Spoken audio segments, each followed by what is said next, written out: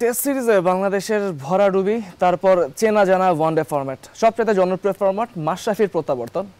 ফলাফল বাংলাদেশ 1-0-তে সিরিজ এখন লিড করছে। দর্শক, সেই বাংলাদেশ আর ওয়েস্ট ইন্ডিজ সিরিজ নিয়ে আজকে কথা বলবো। আমার সঙ্গে আছেন দুজন অতিথি বরাবরের মতো। আমার ডান পাশে রয়েছেন বাংলাদেশ জাতীয় দলের সাবেক অধিনায়ক শফিকুল হক হীরা, আর তার পাশে রয়েছেন Noman Mohammad, senior sports reporter. আপনাদের দুজনকে অনেক স্বাগত আমাদের নিয়মিত অনুষ্ঠান উই লাভ স্পোর্টসে।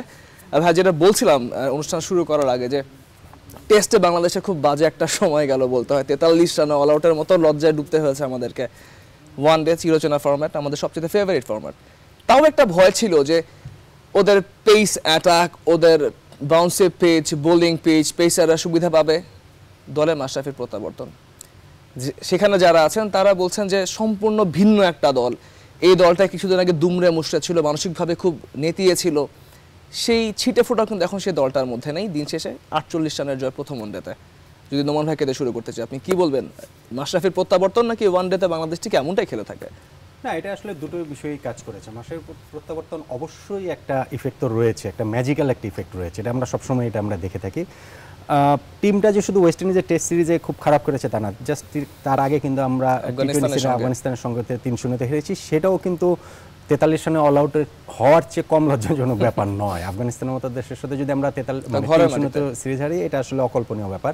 সো এখান থেকে টিমটাকে এই যে রূপান্তরটা, এখানে মাশরাফির ডেফিনেটলি বড় ভূমিকা রয়েছে। বাট স্টিল আমরা ওয়ান ডে ফরম্যাটটা আবার আমাদের সবচেয়ে পছন্দের ফরম্যাট, আমাদের সবচেয়ে চেনা ফরম্যাট, আমাদের সবচেয়ে ভালো করার ফরম্যাট। এটা আমরা বরাবরই গত 2 বছর 3 বছর 4 বছর ধরে আমাদের ওয়ার্ল্ড ক্রিকেটে যে সাকসেস, একটা বড় অংশ এসেছে ওয়ান ডে থেকে, বা টেস্টে যে সাকসেসটা আমরা পেয়েছি সেটার আত্মবিশ্বাসের উৎসটাও ওয়ানডে। সো সব কিছু মিলিয়ে এটা কাজ করেছে প্লেয়ারদের ভিতরে, এবং দায়বদ্ধতারও একটা ব্যাপার রয়েছে যে কতদিন খারাপ খেলবে। আমাদের টিম তো এত খারাপ না যে আফগানিস্তানের সঙ্গে 3-0-তে হারবে, টেস্ট সিরিজে হারবে, সব কিছু তো কতদিন ধরে হারতে থাকবে। এই প্লেয়াররাই তো খেলেছে। এই যে কোর গ্রুপটা তো চেঞ্জ হয়নি। আমাদের যে ফ্যান্টাস্টিক 5 বলি আমরা, বা পঞ্চপাণ্ডব বলি, ওই 5 জন তো ঠিকই রয়েছে। সো প্রত্যেকের দায়বদ্ধতার জায়গা রয়েছে, এবং প্রত্যেকে সেই দায়বদ্ধতার জায়গা থেকে পারফর্ম করেছেন। মাশরাফি ডেফিনেটলি ইন্সপায়ার করেছেন। সো সব কিছু মিলিয়ে এই জয়টা আসলে যত বেশি আনন্দের, তার চেয়ে অনেক বেশি আসলে স্বস্তির। কারণ বাংলাদেশ ক্রিকেটের জন্য এই জয়টা প্রয়োজন ছিল। কোনো জয়ই অপ্রয়োজন না, সবগুলো জয়ই প্রয়োজন। বাট স্টিল যখন আপনার এভাবে হারতে থাকবেন, একের পর এক হারতে থাকবেন, একের পর এক ফরম্যাটে হারতে থাকবেন, তখন টিমটার সামর্থ্য নিয়ে প্রশ্ন উঠে যায়, এবং নিজেদের মধ্যেও ডাউট তৈরি হয়, প্লেয়ারদের মধ্যেও ডাউট তৈরি হয় যে তাহলে কি আমরা আসলে হ্যাঁ, আমরা কি আসলে ঠিক অতটা ভালো না এই লেভেলে খেলার মতো? তাহলে আমরা এতদিন কেন খেললাম, কিভাবে খেললাম, কোন ওয়েতে খেললাম? তাদের নিজেদেরও একটা খুঁজে পাওয়ার ব্যাপার থাকে। সো সব কিছু মিলিয়ে আমাদের ফার্স্ট ওয়ানডেতে সেই জিনিসটা আসলে ক্লিক করেছে, এবং এই বাংলাদেশকেই আসলে এক্সপেক্টেড, সবাই আসলে এই বাংলাদেশকেই দেখতে চায়। আমরা এখন এক্সপেক্ট করবো যে সফরের যে বাকি অংশটা রয়েছে, জাস্ট যেন এই ধারাবাহিকতাটা যেন থাকে। আমরা সফরের বাকি অংশ নিয়েও কথা বলবো। তবে হীরা ভাই, যদি আপনার কাছে ফিরতে চাই, আপনি এই 48 রানের প্রথম ওয়ানডেতে এই যে জয়টা, এটাকে আপনি কিভাবে দেখছেন বাংলাদেশের আপ টু দ্য সিরিজের জন্য? পুরোটা ব্যাখ্যা তো নোমান ভাই দিয়ে দিয়েছে। হ্যাঁ হ্যাঁ, অ্যাকচুয়ালি আমরা তিনও ফরম্যাটের মধ্যে সবচেয়ে ভালো আমরা খেলি ওডিআই, এবং আমরা ওডিআই আমাদের বেস্ট সেট ছিল যখন আমরা ওয়ার্ল্ড কাপ 2015 খেলি। সেখানে আমরা প্রুভ করতে পেরেছি যে আমরা ওডিআইতে ভেরি স্ট্রং সাইড, এবং এটা সারা বিশ্বের যত টেস্ট প্লেইং কান্ট্রিজ আছে তারা এটা রিকগনাইজ করে। মাশরাফির প্রত্যাবর্তনটা যখন টিমে আসলো, it was a very big incentive. Mashrafe আসলেই কিন্তু টিমে একটা অন্য রূপ ধারণ করে, এবং এই ম্যাচটা আমাদের জয়লাভ করা খুব দরকার ছিল, কারণ আমরা টেস্টে এত খারাপ খেলেছি, এবং আমার মনে হয় 16 কোটি লোক দে নেভার এক্সপেক্টেড দ্যাট আমরা টেস্টে এত বাজে খেলবো। উইকেট বাউন্সই ছিল, বাট খুব কম বাউন্সার কিন্তু আমরা দেখেছি যে ওরা বাউন্স করার জন্য টেস্টে। Guyana wicket is basically little bit spin সহায়ক, সেখানে আমাদের স্পিনাররা bowl very very well. And Mashrafe bowl, আমি তো অনেক দিন মাশরাফিকে ফলো করছি, যতদিন আমার ম্যানেজার ছিলাম, ম্যানেজার থেকেই আমি খেলা ফলো করছিলাম। এত সোজা বল এবং accurate, I have never seen him bowl. He was absolutely on the stumps, but nobody could take any liberty, no batsman could even think of pulling or square cutting, ও সুযোগই দেয়নি। তারপর ball handling was very good. ওদের left handed batsman বেশি, he brought the off spinner. দুজন off স্পিনারই আমাদের খুব উঁচু মানের অফ স্পিনার, এবং দুজনই ভালো বোলিং করেছে। এবং দ্যাট হ্যাড অ্যান ইফেক্ট। আর যেহেতু আমাদের স্কোর একটা বড় স্কোর হয়েছে, প্রথম দিক দিয়ে ওরা কিন্তু পেসের একটু অ্যাডভান্টেজ পেয়েছিল একটু বৃষ্টি হওয়ার কারণে, এবং ওরা কিন্তু পেস বোলিংটা ভালো করেছিল, বাট আমরা কিন্তু উইকেট হারাইনি। তামিম এবং Shakib they played very well, they were waiting for an opportunity, কখন ওরা সুযোগ পাবে, এবং উইকেটটা বজায় রাখলে লাস্ট 10 ওভার 12 ওভারে অনেক রান আসে, সুতরাং দে ওয়ার ওয়েটিং। আমরা 3, 4 রানেও আমরা যেতে পারিনি অনেক ওভার পর্যন্ত। তারপর আস্তে আস্তে, এবং দেন both of them gave chances, they could not avail it, but that went to our advantage. তো সুতরাং এই 207 রানের partnership is a massive partnership, মানে ওয়েস্ট ইন্ডিজের মাটিতে তো এটা একটা বিরাট বড় একটা অ্যাচিভমেন্ট। কারণ 2009 সালে যখন আমি ম্যানেজার ছিলাম তখন we white watched them and they are looking for an opportunity to take the revenge back, এবং টেস্টে সেটা নিয়েছে, ওডিআইতে সেটা নেওয়ার সুযোগ খুঁজছিল, কিন্তু গায়ানার উইকেটে I think our bowlers bowl exceptionally well, our batsman played exceptionally well, এবং মুশফিকের সেই 30 রান কেমে 10 বলে না 11 বলে, that made the difference. But একটা কথা বলতে হয়, ওদের কিন্তু 10 নম্বর এবং 11 নম্বর ব্যাটিং থেকে I got really very surprise that unbeaten 52 runs partnership, that means they have fairly good batting line up. এখন ওরা হয়তো চিন্তা করবে গায়ানার মতো উইকেট না বানিয়ে, যেহেতু 4 দিন পেয়েছে, নেক্সট ডে একটা উইকেট হয়তো চেঞ্জ করার চেষ্টা করবে। They'll try to come back and draw the series. আর আমাদের হবে that we must win. It's a series that we have to win to prove ourselves that আমরা ওডিআইতে একটা শক্তিশালী দেশ, and we are. And under Mashafi's captaincy, it was proved that team is united because he respects everybody, including the juniors. And আরেকটা জিনিস লক্ষণীয়, মাশরাফি কিন্তু লক্ষ্য করেছে যে Shakib was injured during batting. লিগামেন্টে না, ওর হাতেও একটু ব্যথা পেয়েছিল। He did not utilize him until শেষের দিকে, এবং Shakib did bowl well also in that particular match, but আমাদের স্পিনাররা সেটা কভার করে দিয়েছে, এবং মাশরাফি তো বোল ভেরি ওয়েল। আর মুস্তাফিজের ফিরাটাও আমাদের জন্য একটা positive sign, although I would say he was not at his best, but একটা ম্যাচ খেলা, ম্যাচ খেলা, that will encourage him for the next 2 matches. Noman ভাই, হীরা ভাই যেটা বলছিলেন, মাশরাফির বোলিং নিয়ে বলছিলেন, বয়সটা বেড়েছে, 2টা ইনজুরির পরে, সার্জারির পরে ইতিহাসে কোনো প্লেয়ার এখনো মাঠে নামেনি, 7টা নিয়ে খেলছে। যদিও বোলিংটা ভাইয়া যেটা বলছিলেন যে অ্যাকিউরেসি, এমনও ওভার গেছে 112, 119, এর বেশি বল করেনি, স্পিডে এর বেশি উঠেনি, বাট ওভারে 3 থেকে 4 রান, এর বেশি যাচ্ছে না। পেসটা, ওর পেসের অ্যাগেইনস্টে লাইন আর লেন্থ, মানে মাশরাফি যেটা কনসিস্টেন্সি দেখিয়ে আসছে এই ব্যাপারটা, লাইন আর লেন্থের ব্যাপারটা। বিপরীতে যদি রুবেলার কথা ধরি, গতি আছে, যদি বাংলাদেশের তাসকিনের কথাও ধরি, গতি আছে, লাইন আর লেন্থে ফাস্ট বলার যেটা পাচ্ছে না, সেখানে কি মাশরাফিরকে অনুকরণ করা বা মাশরাফির ছোঁয়ায় যদি বদলে যাওয়ার কোনো ব্যাপার থাকে, আপনার কাছে কি মনে হয়? হ্যাঁ, দেখুন, আমাদের যারা সিনিয়র প্রো যারা রয়েছেন, সিনিয়র খেলোয়াড় রয়েছে, প্রত্যেককে অনুকরণ করলেই হয়। একটা কথা আমি সবসময় বলি বা আমরা সবসময় লেখার চেষ্টা করি, সেটা হচ্ছে কি যে মানে আমাদের টিমে যারা জুনিয়র, আপনি তো বললেন রুবেল বা তাসকিন, এরা তো ইন্টারন্যাশনাল ক্রিকেট খেলছে 7-8 বছর ধরে, বা একবার জুনিয়র যারা রয়েছেন, যারা হচ্ছে নতুন এসেছেন, 1 বছর 2 বছর 3 বছর এসেছেন, আমি সবসময় বলার চেষ্টা করি বা লেখার চেষ্টা করি যে তাদের আসলে বিরাট কোহলিকে দেখার দরকার নাই, তাদের আসলে জো রুটকে দেখার দরকার নেই। তারা তাদের ড্রেসিং রুমে যে প্লেয়াররা রয়েছেন, তারা সাকিবকে দেখলেই হয়, তারা মাশরাফিকে দেখলেই হয়, তামিমকে দেখলেই হয়, মুশফিককে দেখলেই হয়, মাহমুদুল্লাহকে দেখলেই হয়, তাদের ডেডিকেশন দেখলে হয়, তাদের চেষ্টাটা দেখলেই হয়, তাহলেই কিন্তু তারা অনেক কিছু শিখতে পারে, তাদের আরও বাইরে যাওয়ার প্রয়োজন কিন্তু পড়ে না। কারণ মাশরাফি বাংলাদেশ ক্রিকেটে তার আবির্ভাব হয়েছিল স্পিড স্টার হিসাবে, আমরা মনে করেছিলাম যে, এবং আক্ষরিক অর্থে বাংলাদেশ ক্রিকেটে প্রথম বিশ্বমানের প্লেয়ার মনে হয়েছিল যে মাশরাফি হবেন, বাট ইনজুরি তাকে সেটা হতে দেয়নি। এটা এই রিয়েলিটিও আমাদের অস্বীকার করার উপায় নেই। মাশরাফি অস্বীকার করছেন না। মাশরাফি যদি চাইতেন যে না ঠিক আছে আমার 2 হাঁটুতে 7টা অপারেশন হয়েছে, তারপরেও আমি জোরেই বল করবো, আমি জোরেই বল করবো, মাশরাফির ক্যারিয়ার অনেক আগে আরও শেষ হয়ে যেত। সো তিনি হচ্ছে গিয়ে পরিস্থিতির সঙ্গে তিনি অ্যাডাপ্ট করেছেন, তিনি বুঝেছেন আমি আর সেটা পারবো না।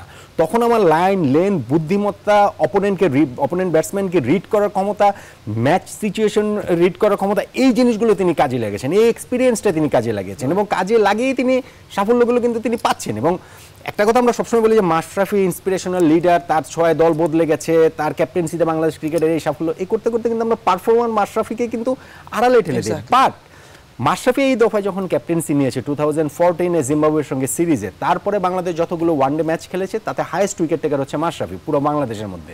49টা ওয়ানডে খেলে 68টা উইকেট তিনি নিয়েছেন, যেখানে Shakib second highest wicket taker 64টা উইকেট। সো আপনি কিন্তু পারফরমার মাশরাফিকে আপনি ইগনোর করতে পারবেন না। এখন আপনি এখানে শুধু সে ফাস্ট বোলার না স্পিনার নাকি সে হচ্ছে গিয়ে কাটারের উপরে নির্ভর করে, বুদ্ধিমত্তার উপর নির্ভর করবে, দ্যাট ডাজন্ট ম্যাটার। আপনি ম্যাটার করছে হচ্ছে কি তিনি পারফর্ম করছেন কিভাবে, এবং সেই পারফরমেন্স দিয়ে মাশরাফি কিন্তু মানে লিড ফ্রম দ্য ফ্রন্ট, এটা কিন্তু শুধু অফ দ্য ফিল্ড না, প্লেয়ারদের উজ্জীবিত করা না, টিমের মধ্যে ইন্সপিরেশন ছড়িয়ে দেয় না, তিনি কিন্তু তার পারফরমেন্স দিয়েও করছেন। আগের ম্যাচে আমরা ভালো স্কোর করেছি, 279 অনেক বড় স্কোর, বাট স্টিল মাশরাফি যদি সেই ব্রেক থ্রুগুলো না দিতেন তাহলে কিন্তু আমাদের জন্য সেটা কিন্তু কঠিন হতো। এবং মাশরাফি এটা টাইম এন্ড এগেন করে আসেন, টাইম এন্ড এগেন যদি না করতেন তাহলে এই টেনিয়রে তার এই ক্যাপ্টেন্সি নেওয়ার পরের এই যে 2014 থেকে 2018 অলমোস্ট 4 বছর, গত 4 বছরে ওয়ানডেতে বাংলাদেশের হাইয়েস্ট উইকেট টেকার মাশরাফি, সেটা কিন্তু তিনি হতে পারতেন না। সো এই পারফর্মার মাশরাফিকে কিন্তু ক্যাপ্টেন মাশরাফির আড়ালে অনেক সময় তিনি পড়ে যান, কিন্তু আমাদের সবসময় মানে ভুলে গেলে চলবে না, তার কিন্তু প্রথম কাজটা হচ্ছে গিয়ে এই জিনিস প্রথমে, এবং সেই জিনিসটা যেটা পড়ে যাচ্ছে প্রথমে আসবে his performance, exactly, followed by his captaincy and his leadership. হ্যাঁ, এবং মানে আমাদের সবসময় কথাবার্তাতে আমাদের বোর্ডের বা ইভেন আমাদের মিডিয়ার বা মাস পিপলের কথাবার্তাতে মনে হয় যে মাশরাফি খেলছেন শুধু ক্যাপ্টেন হিসেবে, মাশরাফি খেলছেন শুধুমাত্র তার মানে এই যে দলকে তিনি অনুপ্রাণিত করতে পারেন সেই হিসেবে খেলছেন।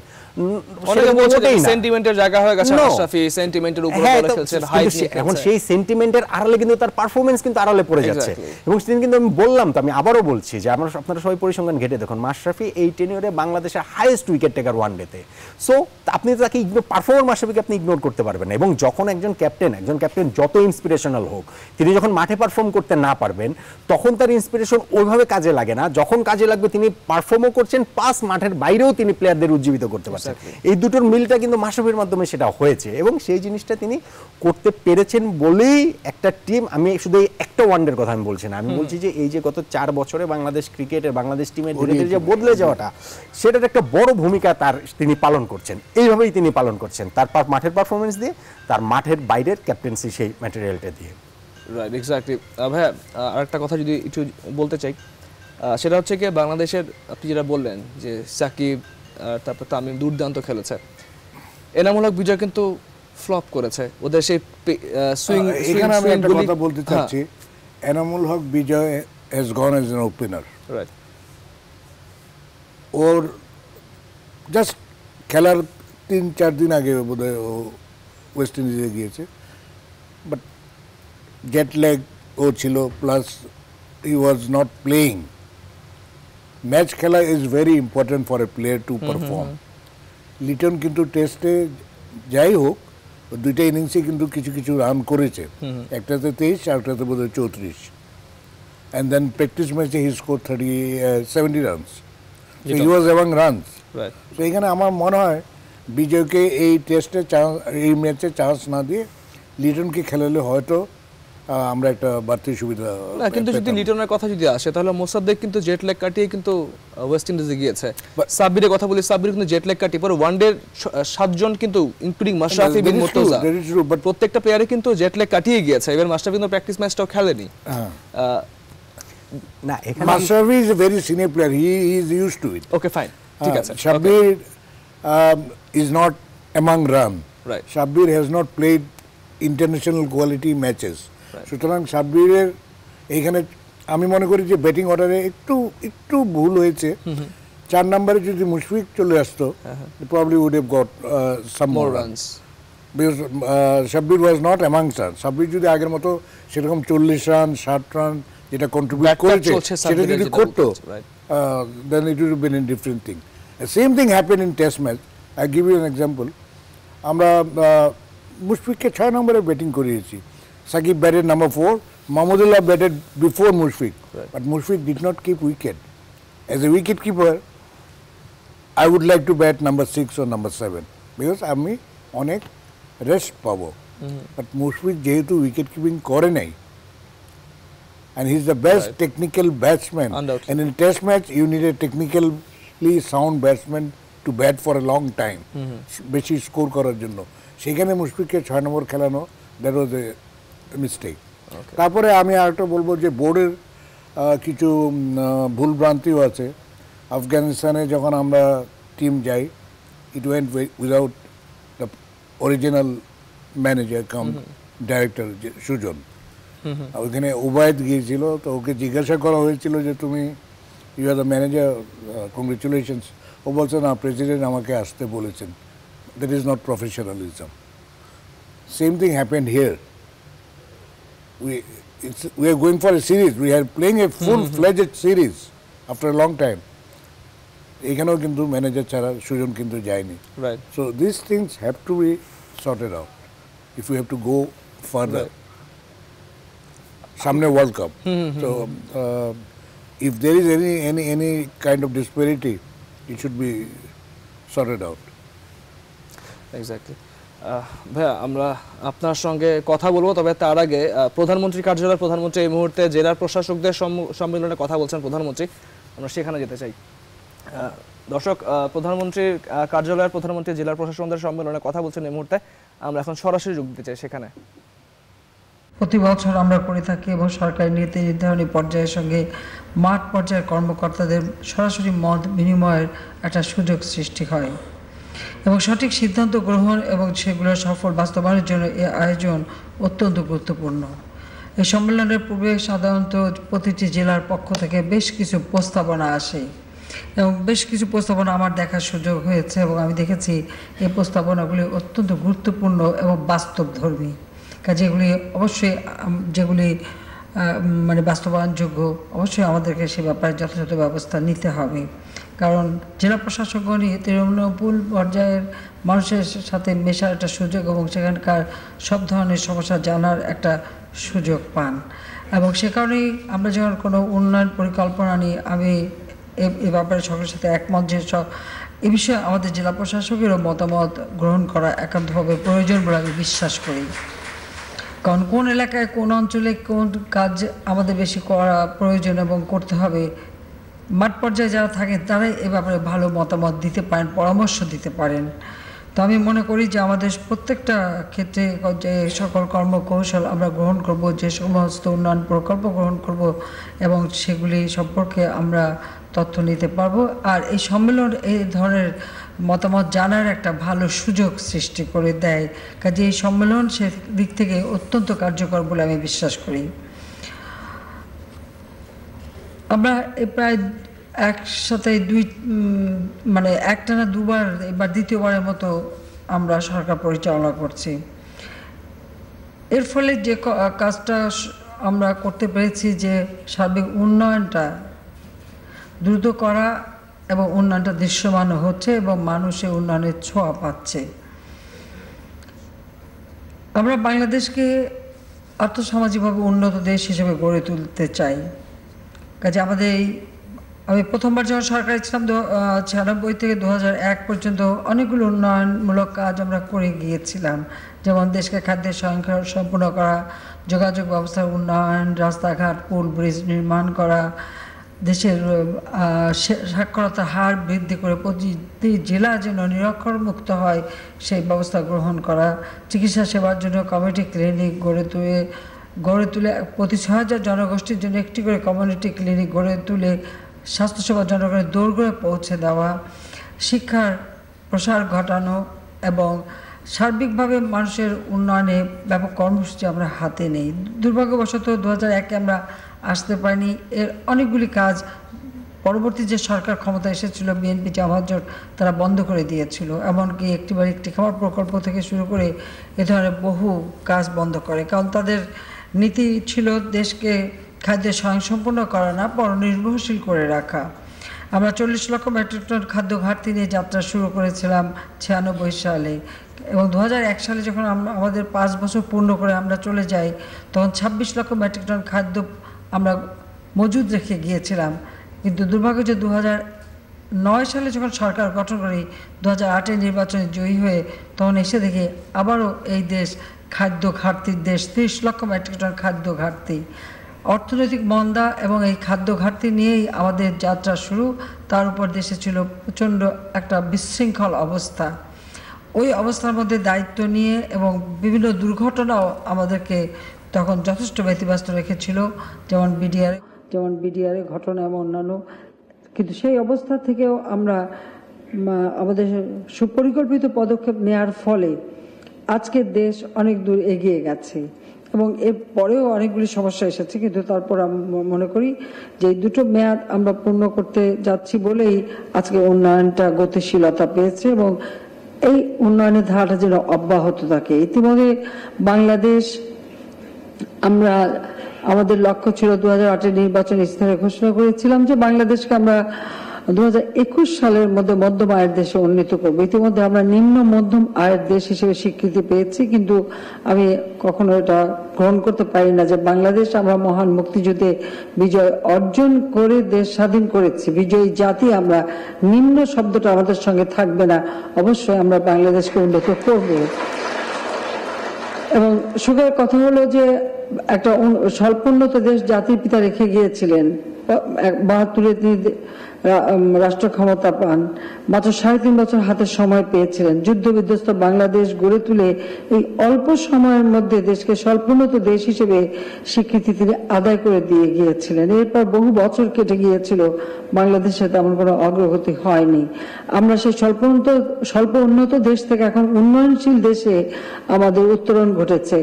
আমরা গ্র্যাজুয়েশন পেয়েছি, কিন্তু এটাকে আমাদের ধরে রেখে এগিয়ে যেতে হবে, যেন আর পিছিয়ে আমরা না যাই। সেদিকে বিশেষভাবে দৃষ্টি রেখে আমরা আমাদের যথাযথ পরিকল্পনা গ্রহণ করছি। যে শর্তগুলি পূরণ করা ছিল সে শর্তগুলি কিন্তু আমরা পূরণ করতে সক্ষম হয়েছি এবং আর্থসামাজিক নিরাপত্তা এবং উন্নয়নের ক্ষেত্রে আমরা দক্ষিণ এশিয়ার অনেক উন্নয়নশীল দেশ থেকেও যথেষ্ট অগ্রগামী বলে আজকে বিশ্ব স্বীকৃত।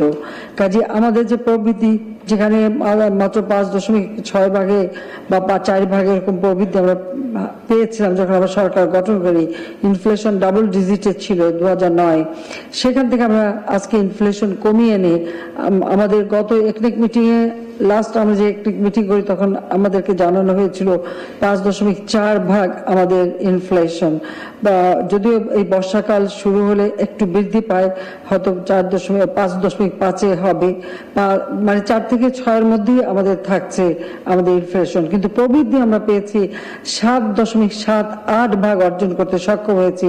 যদি তখন আমাদের বাজেটে 16-17 অর্থ বছরের মানে 17-18 অর্থ বছরের বাজেটে ধরা ছিল যে আমরা 7.4 ভাগ অর্জন করব, কিন্তু সেখানে আমরা 7.78 ভাগ অর্জন করতে সক্ষম হয়েছি। অর্থাৎ যা আমরা টার্গেট ধরেছিলাম তার থেকে বেশি আমরা অর্জন করতে সক্ষম হয়েছি। সেজন্য আমি সকলকে, যারা সংশ্লিষ্ট সকলকে আমি আন্তরিক ধন্যবাদ জানাই। আমি এটা বিশ্বাস করি এবং আমি এটা জানি যে যখন ইনফ্লেশন নিয়ন্ত্রণে থাকে, কম থাকে, প্রবৃদ্ধি বেশি থাকে, সেই অর্থনীতির যে সুফলটা সেটা তৃণমূল পর্যায় পর্যন্ত পৌঁছায়, সাধারণ মানুষ পায়, দরিদ্র মানুষ এর সুফলটা ভোগ করে। কাজে আমরা কিন্তু সেইভাবে যাচ্ছি এবং শহর গ্রামের এবং রাজধানীর এবং গ্রাম পর্যায়ে আয় বৈষম্য আমরা দূর করতে সক্ষম হয়েছি, অর্থাৎ ধনী দরিদ্রের ব্যবধান আমরা কমাতে সক্ষম হয়েছি। আমাদের 5 কোটি মানুষ দারিদ্র সীমা থেকে মধ্যবিত্তে উঠে এসেছে, নিম্নবিত্ত থেকে এখন তারা মধ্যবিত্ত চলে আসছে। এখন গ্রামের মানুষের অর্থনীতিও যথেষ্ট শক্তিশালী হচ্ছে। আমাদের ডিজিটাল বাংলাদেশ আমরা গড়ে তুলেছি।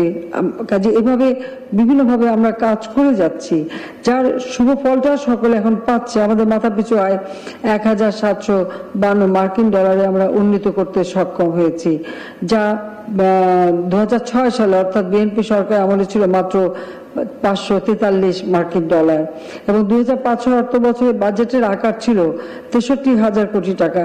আর এবারে আমরা সেখানে বাজেট দিয়েছি 2018-19 অর্থ বছরে 64,573 কোটি টাকার বাজেট দিতে আমরা সক্ষমতা অর্জন করেছি। কোথায় 63,000, কোথায় 4,64,573 কোটি টাকা। এই যে বিশাল বাজেট আমরা দিয়েছি এবং আমাদের যে উন্নয়ন প্রকল্প, সেই উন্নয়ন প্রকল্প 2005-6 অর্থ বছর বিএনপির আমলে তাদের উন্নয়ন প্রকল্প ছিল মাত্র 24,500 কোটি টাকা।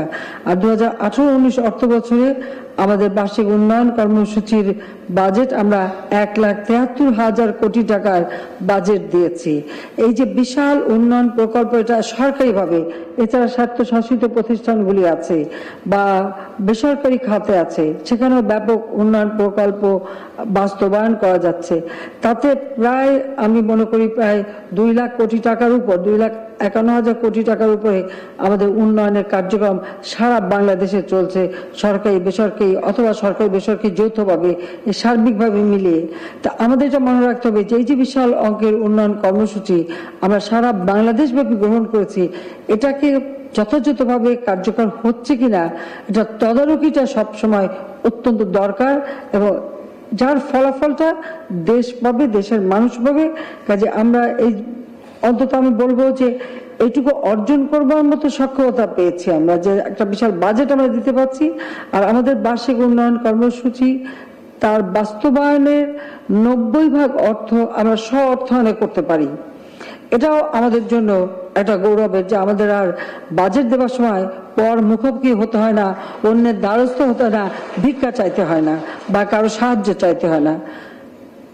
আমি এইটুকু স্পষ্ট বলতে চাই যে যেমন আমরা রাজনৈতিক দল করি, প্রত্যেক দলের একটা নীতিমালা থাকে, আমরা কি করতে চাই দেশটাকে নিয়ে তারও একটা পরিকল্পনা থাকে।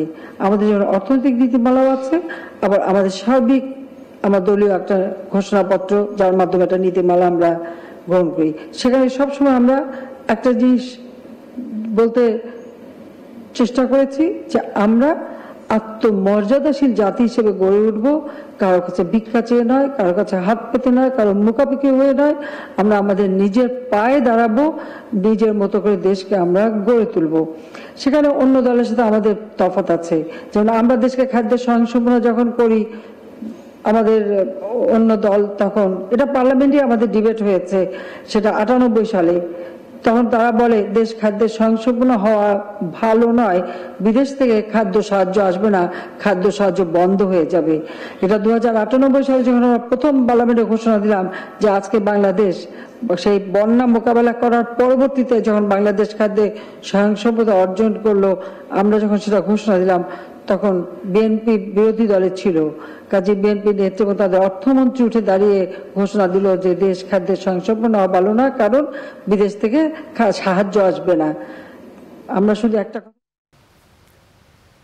দর্শক, আমরা এতক্ষণ সরাসরি সংযুক্ত হয়েছিলাম প্রধানমন্ত্রীর কার্যালয় থেকে। তিনি যেখানে কথা বলছিলেন জেলা প্রশাসকদের সম্মেলনের উদ্বোধনী অনুষ্ঠানে। দর্শক, আমাদের নিয়মিত অনুষ্ঠান উইল স্পোর্টসে এই মুহূর্তে দিচ্ছি একটি বিরতি, ফিরছি একটু পরেই, সঙ্গেই থাকুন।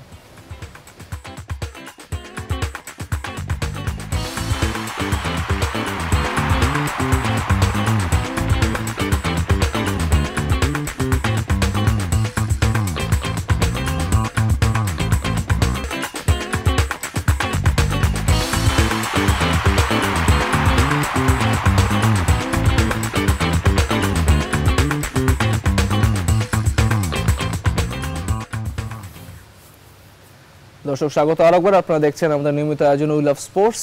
আপনাদের সঙ্গে আজকে আছে আমি তামিমুর রহমান তন্ময়। ভাই, বিরতিতে যাওয়ার আগে আমরা যে কথাটা বলছিলাম, সাকিব আর তামিমের ব্যাটিং প্লাস এনামূলক বিজয়ের উইকেটটা নিয়ে কথা বলছিলাম, যে ওই ট্র্যাকে যে আউটটা হলো, স্লিপে হয়তো এত সুন্দর করে ক্যাচ, হয়তো প্র্যাকটিসেও কোনো ফিল্ডিং কোচ দেন না, তো এতদিন পরে দলে ফেরার পরে যদি বিজয়ের এই ইনিংসটা কিভাবে দেখবেন? না দেখুন, একটা ইনিংস দিয়ে তো আসলে সম্ভব না, যদিও ব্যাটসম্যানকে জাজ করা যায় না, বা সেটা উচিত না, ঠিকও না। আর অনেকদিন পর দলে ফিরলে মানে বিজয় কিন্তু লাস্ট সিরিজে, ওয়ানডে সিরিজে আমাদের দলে ছিলেন, ট্রাইনেশন যেটা আমরা খেললাম জিম্বাবুয়ে শ্রীলঙ্কার সাথে, সেই সিরিজে বরং তিনি দলে ফিরেছেন প্রায় 2.5 বছর 3 বছর পরে। সো সেই সিরিজে বিজয়ের শুরুটা বেশ ভালোই হয়েছিল। প্রথম দুটো ম্যাচে 19 আর 35 রান করেছেন আমার যতটুকু মনে পড়ে। পরের দুটো ম্যাচে তিনি করলেন 1 এবং 0, এবং ফাইনালে তাকে বাদ দেওয়া হলো। প্রবলেম যেটা হচ্ছে কি আমাদের টিম ম্যানেজমেন্ট না, আমাদের টিমের প্লেয়াররা বা ক্যাপ্টেন তারা এখনও মনে করে ওই সিরিজের ফাইনাল খেলাটা বিজয়ের প্রাপ্য ছিল, যদিও তার আগের 2টা ম্যাচে তিনি ততটা ভালো করেননি। একটা প্লেয়ারকে যখন আপনি নেবেন তখন তাকে প্রপার সুযোগ দিলে সেখানে যদি তিনি ফেল করেন তাকে আপনি বাদ দিতে পারেন। সে ওই সিরিজের ফাইনালটা যদি বিজয় খেলতো এবং সেখানেও যদি সে ফেল করতো এই সিরিজের দলেই তিনি থাকতেন না। এই সিরিজের দলে তাকে টিম ম্যানেজমেন্টও বা সিলেক্টরও রাখার ব্যাপারে খুব আগ্রহী ছিলেন না, এবং আমাদের যেহেতু অনেক কিছু আমাদের বোর্ডের শীর্ষ মহল থেকে আসে, বোর্ডের শীর্ষকর্তাদের কাছ থেকে আসে বা বোর্ড প্রেসিডেন্টের কাছ থেকে আসে, এদের অনেকেই সেটা বিজয়কে ধরে রাখার পক্ষপাতী ছিলেন না। বাট আমাদের ক্যাপ্টেন মাশরাফি তিনি দায়িত্ব নিয়ে রেখেছেন। ক্যাপ্টেনের সব সিদ্ধান্ত ঠিক হবে তা নয়, কিন্তু একজন প্লেয়ারকে যখন আপনি দলে নেবেন তার মানে আপনি তার উপরে সেই আস্থাটা রাখছেন, বিশ্বাসটা রাখছেন। ওই বিশ্বাসের প্রতিফলন তিনি দিতেও পারেন, নাও দিতে পারেন। আমাদের এই দল কিন্তু সেই 70s ওয়েস্ট ইন্ডিজ না বা স্টিভ ওয়ার অস্ট্রেলিয়া না। এই টিমে কিন্তু এরকম হবেই, কেউ কখনো পারফর্ম করবে, কখনো পারফর্ম করবে না, কিছু ক্লিক করবে, কিছু ক্লিক করবে না। এখন আমরা সবসময় জিনিসটা দেখি কি, জিনিসটা হয়ে যাওয়ার পরে আমরা দেখি যে হয়ে যাওয়ার পর বিশ্লেষণ করা খুব সহজ, যে ঠিক আছে বিজয়কে নিয়েছে, বিজয় ফ্লপ করেছে, যদি সে লিটন থাকতো লিটন হয়তো সেঞ্চুরি করতেই পারতো, 50 করতেই পারতো। কিন্তু টিম ম্যানেজমেন্টের যে ভাবনাটা, বা আমি বলি যে সবার ভাবনাটা ওইরকম হওয়া উচিত যে প্রপার প্রসেসে কে আছে কাকে রাখাটা যৌক্তিক। সে ট্রাইনেশন ফাইনালের প্রথম 4টা ম্যাচ কিন্তু বিজয় খেলেছেন তামিমের পার্টনার হিসেবে। বলুন তার 4 ম্যাচে রান করেছেন 35, 19, 35, 1-0। প্রথম 2 ম্যাচে স্কোয়াডে ছিলেন ইমরুল কায়েস, কিন্তু তিনি খেলেননি। পরের 2 ম্যাচের জন্য সেই স্কোয়াডের বাইরে চলে গেছেন, এবং তিনি হচ্ছে গিয়ে ওই NCL-এ খেলে না BCL তখন চলছিল, সেটাতে খেলে সেঞ্চুরি করে তিনি আবার ফাইনালের স্কোয়াডে চলে আসলেন। সো ফাইনালে যদি এখানে ইমরুল কায়েসকে 11-এ খেলানো হতে পারতো, এবং ইমরুল কায়েস হয়তো একটা 50 সেঞ্চুরি করতেই পারতেন, মানে তার যে ক্যালিবার রয়েছে তিনি ইন্টারন্যাশনাল ক্রিকেটে করলেই কিন্তু মনে হতো এটা একটা অসাধারণ একটা সিদ্ধান্ত। ওই ম্যাচে যদি বিজয়কে খেলানো হতো তাহলেও কিন্তু, এবং খেলার পর বিজয় যদি স্কোর করতো সেটাকে মনে হতো অসাধারণ সিদ্ধান্ত, যে না ঠিক আছে ফর্মটা ভালো জানি, তারপর টিম ম্যানেজমেন্ট তার উপর আস্থা রেখেছে। দুটোর কাউকে না খেলিয়ে টিম ম্যানেজমেন্ট খেলিয়েছে হচ্ছে কি মোহাম্মদ মিঠুনকে, যিনি এর আগে মাত্র 2টো ওয়ানডে খেলেছেন, সেটাও আরো 3-4 বছর আগে। মিঠুনও ভালো করতে পারেননি, 10 রান করেছেন, কিন্তু মিঠুনও যদি এদিন ভালো করতে পারেন, নিশ্চয়ই ভালো করার সামর্থ্য তার রয়েছে বলেই তিনি ন্যাশনাল টিমে খেলছেন। মিঠুন যদি 50 করতো, সেঞ্চুরি করতো, তখন মনে হতো এটা একটা অসাধারণ সিদ্ধান্ত। সো হয়ে যাওয়ার পরে এটা আমরা আলোচনা সমালোচনা সবকিছু করতে পারি, বাট ক্যাপ্টেন বা টিম ম্যানেজমেন্ট বা কোচ তাদের ভাবনাটা থাকে যে প্রসেসের মধ্যে কে সবচেয়ে ভালোভাবে ডেলিভার করার মতো অবস্থায় রয়েছে। সো এখন টিম ম্যানেজমেন্টের মনে হয়েছে যে লিটন যে প্র্যাকটিস ম্যাচে রান করেছেন এটা কি টিম ম্যানেজমেন্ট জানে না, ক্যাপ্টেন জানে না? লিটন যে টেস্ট সিরিজ আমাদের এই ডিবাকলের মাঝখানেও একটু ভালো ব্যাটিং করছে, এটা কেউ জানে না। জানার পরও কেন বিজয়কে খেলিয়েছেন? বিজয়কে এই কারণে খেলেছেন, টিম ম্যানেজমেন্টের মনে হয়েছে যে ওয়ানডে ফরম্যাটে লং টার্মের জন্য এটা আমাদেরকে একটু স্টেবল অবস্থায় রাখার জন্য বিজয়ের মতো একজন ব্যাটসম্যান প্রয়োজন। মাঝখানে 3 বছর সেটা মনে হয়নি, তাকে বাদ দিয়ে দিয়েছে। এবং এই জিনিসটা কিন্তু মাশরাফির মনে হয়েছে সাউথ আফ্রিকার ট্যুর থেকে। সাউথ আফ্রিকার ট্যুরে আমি গেছিলাম, তখনই মাশরাফি বলেছেন যে বিজয়কে আমরা সামনে হয়তো কনসিডার করবো। তো আমি মনে করি যে একটা ম্যাচে বিজয় 2 বল 3 বল খেলেছেন, শুরুতে আউট হয়ে গিয়েছেন বলেই তাকে ছুড়ে ফেলাটা এটা আসলে ঠিক হবে না, এটা বিজয়ের প্রতি অন্যায় করা হবে। প্লাস ওভারঅল আমাদের যে ক্রিকেট কালচার, ক্রিকেট সিস্টেম, সেটাকে কিন্তু আমাদের প্রশ্নবিদ্ধ করবে, আরো একবার প্রশ্নবিদ্ধ করবে। আমি আবারও বলছি, বিজয় ফেল করতে পারেন, বিজয় পরের 2টো ওয়ানডেতে খেললেও কোনোটাতে হয়তো তিনি ডাবল ফিগারে যাবেন না, বাট দ্যাট ডাজন্ট মিন যে বিজয় টিম মানে বিজয় খারাপ ব্যাটসম্যান। বিজয়কে টিম ম্যানেজমেন্টের এখন মনে হয়েছে যে তাকে আমাদের প্রয়োজন, সেই প্রপার সুযোগটা তাকে দিতে হবে, যেন তাকে তার নিজেকে ডিপ্রাইভ মনে না হয়। আমি আবারও বললাম যে যদি ইন্টারন্যাশনাল ফাইনালে যদি তিনি খেলতেন, সেখানে যদি ফেল করতেন, এই সিরিজের আলোচনাতে আমরা এই সিরিজ নিয়ে আরো আলোচনা করবো, তবে তার আগে আমরা একটা বিরতি নিতে হচ্ছে। আপনার কাছে ফিরবো বিরতি থেকে আসার পরে।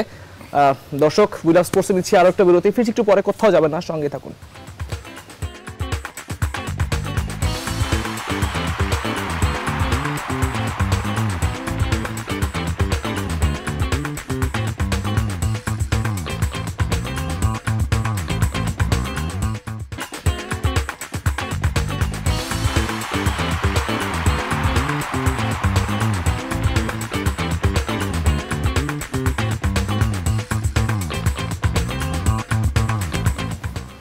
দর্শক, স্বাগত আরেকবার। আপনারা দেখছেন আমাদের নিয়মিত আয়োজন উই লাভ স্পোর্টস। ফিরতে চাই আমাদের অতিথিদের সঙ্গে। আমরা অনুষ্ঠানের একদম শেষ পর্যায়ে আছি, হাতে সময় একদমই কম। যদি বলেন সেকেন্ড ম্যাচের প্রেডিকশন বলুন বা বাংলাদেশের 11 বলুন। তার আগে আমি একটা কথা বলতে চাচ্ছি, যেটা নোমান বলেছে যে একটা ম্যাচ কিংবা 2টো ম্যাচ দিয়ে একটা ব্যাটসম্যানকে তুলনা করা ঠিক না। হি ইজ অ্যাবসলিউটলি রাইট, কারণ একটা প্লেয়ারকে যখন আপনি চান্স দেবেন, ওকে পুরো সিরিজই খেলাতে হবে। If he fails, then you can think of an alternative. মধ্যে একটা ম্যাচ খেলাবেন না, then he also doesn't know what happens. যেমন হাতুড়ি সিং করে গিয়েছিল টেস্ট ম্যাচের সময়, মোমিনুলকে বাদ দিয়েছিল, then somebody got sick, Mominul came back to the team and then scored 180 something in Chittagong. So is very right. আমি একটা এক্সাম্পল দিই, আদাপতু 5টা ইনিংসে 0 করেছিল, কিন্তু ওকে বাদ দেয়নি। They had confidence in him. In the 6th match he scored double century. Exactly. I think you remember that. Noman ভাই, আমরা একদম শেষ পর্যায়ে আছি, যদি আপনার কাছে জানতে চাই, একদম শেষের দিকে আছি আমরা, যে সেকেন্ড উইকেটে আপনার কি মনে হয় যে ওয়েস্ট ইন্ডিজ যে এই কাজটা করেছে, উইকেটের কথা যেটা একদম শুরুতে আমরা বলেছিলাম যে সিঙ্গল উইকেট ছিল বাট টার্নিংটা স্পিনাররা বেশ ভালো পেয়েছে, এই ভুল বলেন বা ওদের জন্য সুবিধার জন্য ট্র্যাক চেঞ্জ করে এরকম কিছু কি হতে পারে? সেটা মনে হয় না যে খুব একদম মানে আমূল পাল্টে ফেলবে, সেটা মনে হয় না। বাংলাদেশের স্ট্রেংথের জায়গাগুলো ওরা খুব ভালোভাবে জানে, ওদের স্ট্রেংথের জায়গাটা খুব ভালোভাবে জানে। টেস্ট সিরিজটা তারা দেখেছে, খেলেছে, তারপরেও তারা এমন উইকেট বানিয়েছে। সো সেকেন্ড ম্যাচে উইকেট আমূল বদলে যাবে সেটা আমার মনে হয় না। আমরা একটা আলোচনা করতে একটু মানে করেছি, সেটা হচ্ছে যে ব্যাটিংয়ে সাকিব এবং তামিমের যে অবদানটা, তামিম স্লো খেলছে বলে মনে হচ্ছিল, কিন্তু পরবর্তীতে সেটা ভাইটাল প্রমাণিত হয়েছে। এবং সাকিবের নাম্বার 3-তে উঠে আসলেন, নাম্বার 3-তে কিন্তু তিনি এই সিরিজে উঠে আসলেন তা না, লাস্ট সিরিজেও কিন্তু তিনি উঠে এসেছেন ট্রাই নেশনে, সেখানেও কিন্তু 4টা ম্যাচে তিনি কিন্তু ভালো করেছেন। 37, 67, 51, 8 4টা ম্যাচ তিনি খুব ভালো ইনিংস খেলেছেন, মানে 3টা ম্যাচে অ্যাটলিস্ট খুব ভালোভাবে তিনি টিমটাকে মানে ব্যাটিংটাকে এলআপ করেছেন এবং তিনি 3 নম্বরে খেলতে চান। এবং এই ম্যাচেও 97 করে তিনি সেটা দেখিয়েছেন যে টিমের জন্য তিনি খেলতে কত ইফেক্টিভ সেটা দেখেছেন। সো সবকিছু মিলে আমার মনে হচ্ছে, আমি এক্সপেক্ট যে কোনো ওয়ান ডে সিরিজের আগে বাংলাদেশ যার এগেনস্টেই খেলুক, যে দেশেই খেলুক, যেখানেই খেলুক, ওয়ান ডেতে আমি ওয়ান ডে সিরিজ আমি সবসময় এক্সপেক্ট করি যে বাংলাদেশ সিরিজ জিতবে। এখন বাংলাদেশ সেই জায়গায় চলে গেছে, বাংলাদেশ টি-20 বা টেস্টে যাই করবে। প্রথম ম্যাচ জেতার পর আমার এক্সপেকটেশন অবশ্যই বাংলাদেশ জিতবে এবং 3 নিলেও জিততে পারে। আমরা আশা করি বাংলাদেশ 3 নিলেই জিতবে। প্রত্যাশা থাকলো আমাদের সবার বাংলাদেশের কাছে যে বাংলাদেশ টেস্ট সিরিজের যে হতাশা ছিল, সেই হতাশা ভুলে ওয়ান ডেতে ঘুরে দাঁড়াবে, হোয়াইট টস করবে ওয়েস্ট ইন্ডিজকে।